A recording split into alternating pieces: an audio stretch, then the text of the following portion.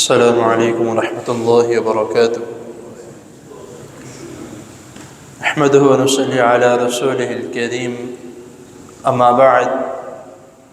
احسن الکلام کلام اللہ واحسن الہدی ہدی محمد صلی اللہ علیہ وسلم۔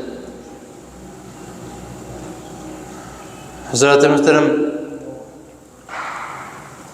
اللہ تعالیٰ کی توفیق سے اور آپ دوست احباب بزرگوں کی دعاؤں سے زکوٰۃ کے احکام و مسائل آپ کے سامنے اختصار کے ساتھ بیان کیے جا رہے ہیں۔ ہمارے آج کے دور میں تو اس طرح کا معاملہ اتنا نہیں دیکھا جاتا، لیکن پہلے دور میں رسول اللہ صلی اللہ علیہ وسلم کے زمانہ اقدس میں یا اس کے بعد خلفائے راشدین کے دور میں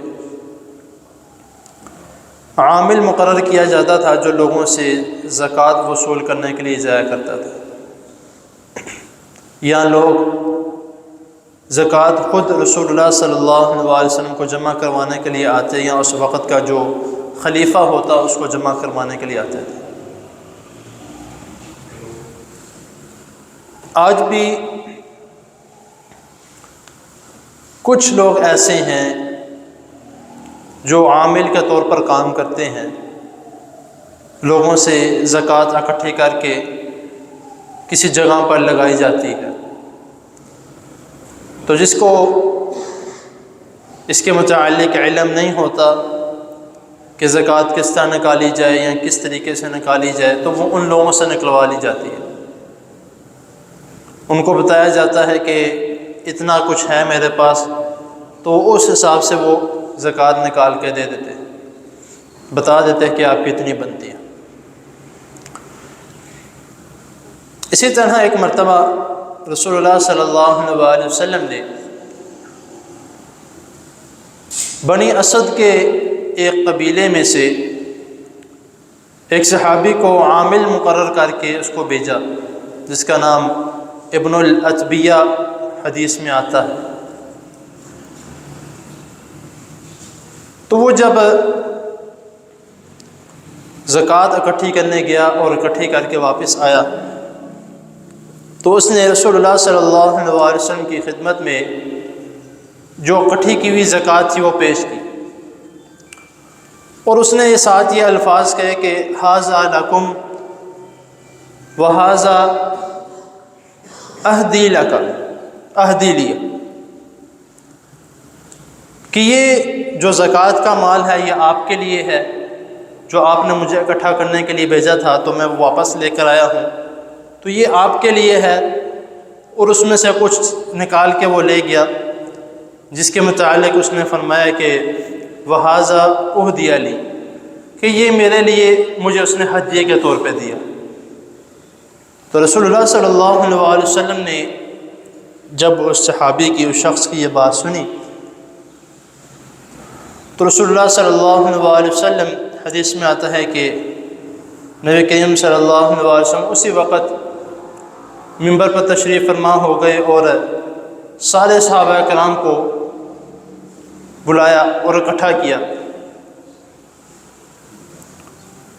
نبی کریم صلی اللہ علیہ وسلم کی اکثر احادیث میں نے آپ کے سامنے اس کے متعلق بیان کیا ہے کہ رسول اللہ صلی اللہ علیہ وسلم کسی ایک کو ٹارگٹ کر کے اس کی بے عزتی نہیں کرتے تھے۔ آپ سب لوگوں کو بلا کر تو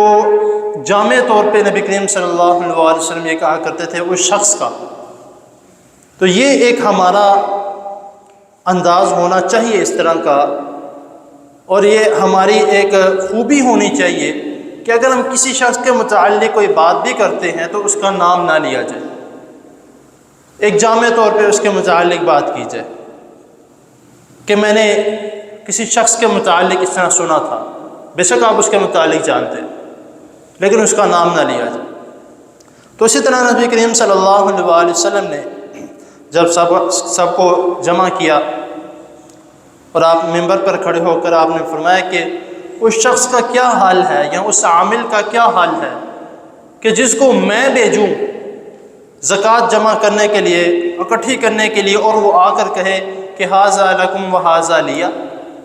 کہ یہ آپ کے لیے ہے اور یہ میرے لیے تحفہ ہے۔ تو رسول اللہ صلی اللہ علیہ وسلم نے اس وقت یہ کلمات کہے کہ اگر وہ اپنے گھر میں بیٹھ جائے، اپنی امی کے گھر یا اپنے ابو کے گھر، تو کیا اس کو گھر میں کوئی ہدیہ دینے کے لیے آئے گا؟ تو اس وقت جب نبی کریم صلی اللہ علیہ وسلم نے یہ الفاظ کہے تو ساتھ ہی آپ نے فرمایا، اور اس کی جو قباحت ہے وہ بھی آپ نے ساتھ بیان کر دی کہ ایسا کیوں ہے کہ جو زکوٰۃ لینے جا رہا ہے تو زکوٰۃ دینے والا اس کو ہدیہ نہ دے، اور جو عامل ہے اس کے اوپر وہ ہدیہ وہ حرام ہے۔ اور ساتھ آپ نے فرما دیا کہ قیامت والے دن جو شخص جس نے ہدیہ لیا ہے یا جس نے دیا ہے اس نیت سے کہ میں اس کو تھوڑا بہت دوں گا تو میری زکوٰۃ میں ایک کمی کر لے گا، تو نبی کریم صلی اللہ علیہ وسلم فرماتے ہیں کہ اگر اس کی اونٹ کی زکوٰۃ ہوگی، اونٹوں کی زکوٰۃ اس نے دینی ہوگی، تو قیامت والے دن وہ اونٹ اس کے پاس چلاتے چلاتے آئیں گے اور اس کی گردنوں کو روند کے چلے جائیں گے۔ اگر اس نے گائے کی زکوٰۃ دینی ہوگی تو قیامت والے دن گائے چلاتی ہوئی آئیں گی اور اس کی گردنوں کو روندتی چلے جائیں گی۔ اگر اس نے بکرے کی زکوٰۃ دینی ہوگی، قیامت والے دن بکریاں میں مناتی ہوئی آئیں گی، اس کی گردن کو روندتے ہوئے چلے جائیں گے۔ اگر اس نے مال کی زکوٰۃ دینی ہے تو وہ مال اس کے لیے عذاب بن جائے گا۔ تو نبی کریم صلی اللہ علیہ وسلم نے ساتھ اس کی قباحت بھی بیان کر دی، کس وجہ سے حرام قرار دیا گیا۔ اور ساتھ ہی صحابہ کرام بیان کرتے ہیں کہ نبی کریم صلی اللہ علیہ وسلم نے اس وقت یہ بات کرنے کے بعد آپ نے اپنے ہاتھ مبارک بلند کیے، اور اتنے بلند کیے کہ ہمیں رسول اللہ صلی اللہ علیہ وسلم کے بغل کی سفیدی نظر آنے لگتی ہے۔ اور ساتھ ہی نبی کریم صلی اللہ علیہ وسلم نے فرمایا،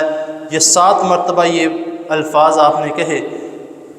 کہ الا هل بلغت، الا هل بلغت، الا هل بلغت، کہ اے اللہ جو آپ نے میرے ذمے جو بات پہنچائی تھی وہ میں آگے پہنچا چکا ہوں۔ تو اس کا مین ریزن کیا ہے، یا نبی کریم صلی اللہ علیہ وسلم نے کس وجہ سے کہا؟ اس میں کئی شک و شبہات جو ہیں وہ نکل جاتے ہیں۔ مثال کے طور پہ آپ کے کوئی زکوٰۃ جو مثال ایک میں کہہ دیتا ہوں کہ ایک منشی ہے، اس کو کوئی دے دیتا ہے کہ اس نے آپ کا حساب کرنا ہے، تو آپ اس کو کچھ دے دیتے ہو تو وہ کہتا ہے کہ یار مجھے مل گیا، چلو میں تھوڑی ان کی کوانٹٹی کم کر دیتا ہوں زکوٰۃ کی، ان کو زکوٰۃ کی کم نکالنی پڑے گی۔ تو اس طرح کے جو طریقہ کار ہے اس کے متعلق نبی کریم صلی اللہ علیہ وسلم منع کیا۔ اور اس وقت ہاں اگر آپ ویسی کوئی عامل ہے اس کو آپ ویسی کوئی ہدیہ دے دیتے ہیں، کوئی تحفہ دے دیتے ہو تو وہ ایک الگ چیز ہے، لیکن اس موقع پر نبی کریم صلی اللہ علیہ وسلم نے اس چیز کو حرام قرار دیا۔ تو اس کا ہمیں خیال کرنا چاہیے، جس طرح میں نے پچھلی نشست میں نے کہا تھا کہ انشاءاللہ تعالی اس کے متعلق بات کی جائے گی کہ ہم جو ہے وہ کچھ چیزوں کے لیے اپنا ایمان بیچ دیتے ہیں، کچھ پیسوں کے لیے اپنے آپ کو کسی اور طرف لے جاتے ہیں، کچھ مال کے لیے اپنا سارا ایمان خراب کر دیتے ہیں، تو ہمیں اس سے بچنا چاہیے۔ اللہ تعالیٰ کے حضور دعا ہے اللہ تعالیٰ ہمیں جو سنا جو اس نے اس کو سمجھنے کے اس پر عمل کرنے کی توفیق عطا فرمائے۔ جزاکم اللہ۔